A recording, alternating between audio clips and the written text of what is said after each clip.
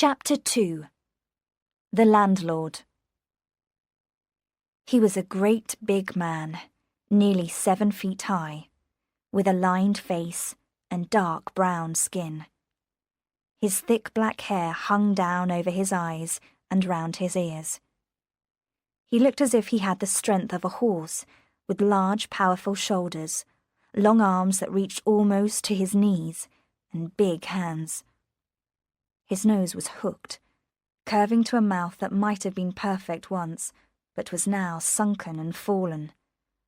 And there was still something fine about his great dark eyes, in spite of the lines around them.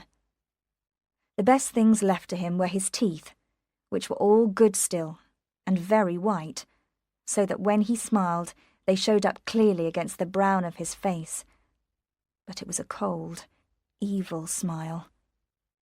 "So, you are Mary Yellen," he said at last, towering above her, his head bent to examine her more closely. "And you've come all this way to look after your Uncle Joss. I call it very nice of you." He laughed again, his laugh filling the house and striking Mary in her cold, tired anxiety like a whip. "Where is my Aunt Patience?" she asked, looking around her in the dark passage, with its cold stone floor and narrow staircase. "Is she not expecting me, then?" "Where's my Aunt Patience?" he repeated, copying the rise and fall of her voice. Then he lifted his face to the stairs. "Patience!" he shouted. "What are you doing? Here's the girl arrived, crying for you. She's tired of the sight of me already." There was a noise at the top of the stairs. Then down came a woman, her hand raised to keep the light from her eyes. She wore a cap on her thin grey hair, which hung to her shoulders. Her eyes were large, as though they were continually asking questions, and she had a little habit of moving her mouth, tightening her lips, and then relaxing them. She wore an old striped skirt that had once been red and was now a pale pink. Mary watched her without speaking, full of sorrow. Was this poor creature the beautiful Aunt Patience of her dreams, dressed like this, and looking 20 years older than she was? The little woman came down the stairs and into the hall. She took Mary's hands in hers and looked closely into her face. "Have you really come?" she whispered. "It is Mary Yellen, isn't it? My dead sister's child." Mary thanked God that her mother could not see her now. "Dear Aunt Patience," she said gently, "I'm glad to see you again. It's so many long years since you came to us at Helford." The woman suddenly held her tightly, burying her head against her shoulder, and she began to cry, loudly and fearfully. "Ah, stop that!" shouted the husband. "What sort of welcome is this? What have you got to cry about, you fool?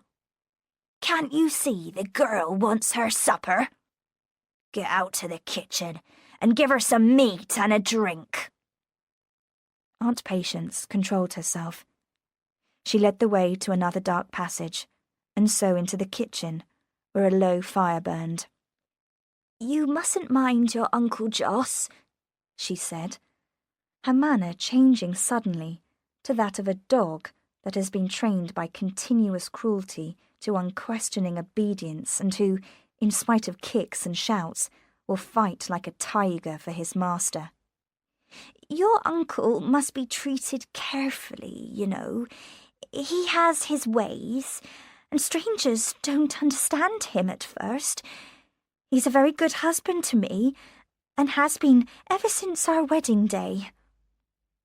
She talked on, going backwards and forwards across the stone-floored kitchen as she laid the table for supper. There was a footstep outside the door, and with a sinking heart, Mary realised that Jos Merlin had come downstairs again. He entered the room and looked from one to the other. He pulled a chair from the wall and crashed it against the table. Then he sat down heavily and, reaching for the loaf, cut himself a great piece of bread, which he pushed into his mouth before calling Mary to the table.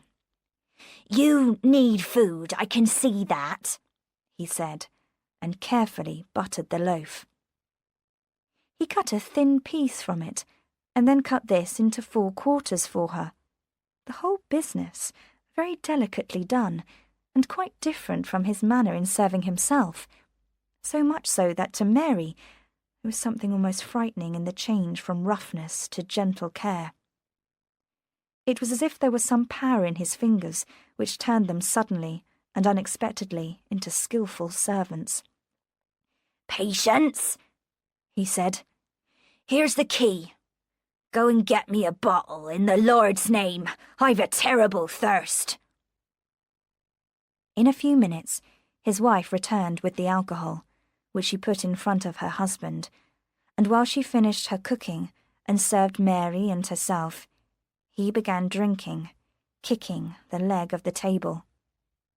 Suddenly, he struck the table with his hand, shaking the plates and cups. One fell to the ground and broke. "I'll tell you something, Mary Yellen," he shouted. "I'm master in this house, and I want you to know it. You'll do as you're told, and help in the house and serve in the bar, and I'll not lay a finger on you. But by God, if you open your mouth, I'll punish you until you eat out of my hand the same as your aunt there." Mary faced him across the table. She held her hands below the table so that he could not see them tremble. "I understand you," she said. "It doesn't matter to me what you do in the inn. I'll do my work in the house, and you'll have no cause to complain. But if you hurt my Aunt Patience in any way, I tell you this. I'll leave Jamaica Inn immediately, and I'll find a magistrate and bring him here and use the law against you, and then try to punish me if you like." Mary had turned very pale. She did not know it, but she had saved herself. Her little show of courage had an effect on the man, who leant back in his chair and relaxed. "That's very pretty," he said. "Very prettily put. Now we know just what sort of visitor we have. Make her angry, and she shows her teeth. All right, my dear. You and I are more like each other than I thought. If we're going to play, we'll play together. I may have work for you at Jamaica Inn one day. Work that you've never done before. Man's work, Mary Yellen, where you play with life and death." Mary heard a faint cry from Aunt Patience beside her. "Oh, Jos," she whispered. "Oh, Jos, please." There was so much fear in her voice that Mary looked at her in surprise. Her uncle waved his hand impatiently. "Get up to bed, Patience," he said. "I'm tired of your miserable face at my supper table.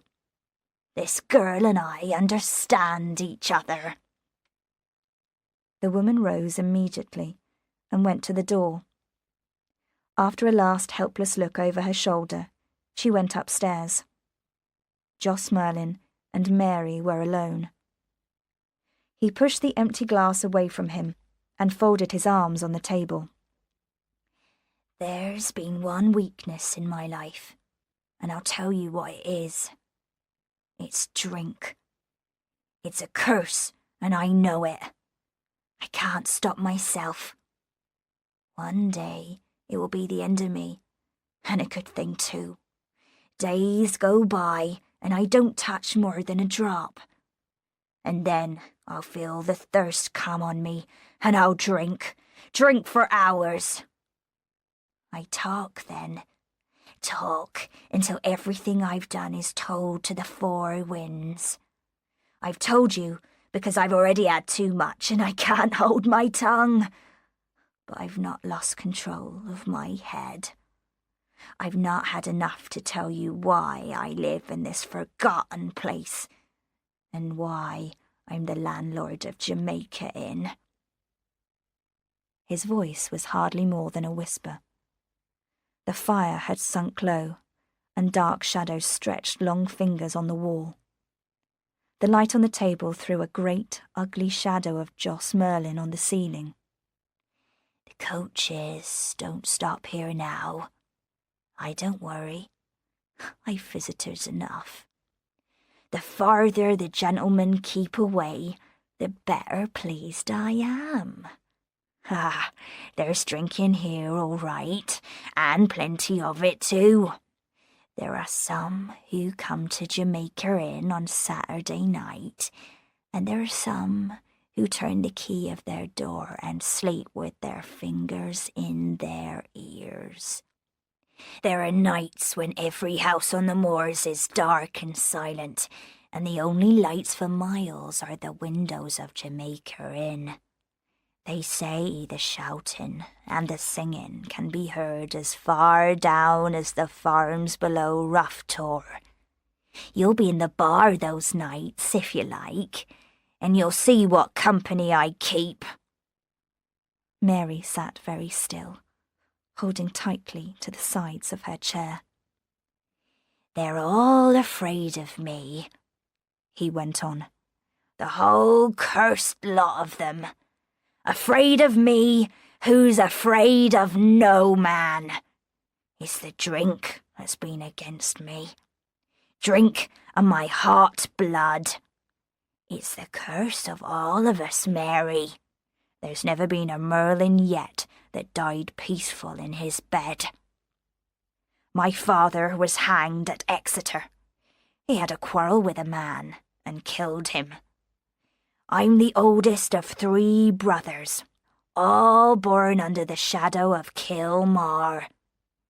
You walk out over there across the moor, and you'll see a great rock like a devil's hand sticking up into the sky. That's Kilmar. If you'd been born under its shadow, you'd start to drink as I did. My brother, Matthew, was drowned in Trewarther Marsh. We thought he'd gone to be a sailor and had no news of him. And then in the summer, no rain fell for 7 months.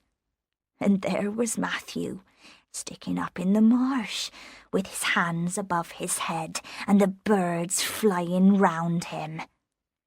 My brother Jem was the baby, hanging on to mother's skirts when Matthew and I were grown men. I never did agree with Jem. Too clever he is, too quick with his tongue. Oh, they will catch him in time and hang him, as they did my father. He was silent, looking into his empty glass. I've said enough. I'll have no more tonight. Go up to bed, Mary. You'll find your room above the front door. Mary was about to pass him, when he seized hold of her shoulder and twisted her round. There'll be nights sometimes when you hear wheels on the road, he said, and those wheels will not pass on, but they'll stop outside Jamaica Inn. And you'll hear footsteps in the yard and voices beneath your window. When that happens, you'll stay in bed, Mary Yellen, and cover your head with the bedclothes. Do you understand? Yes, Uncle. Very well.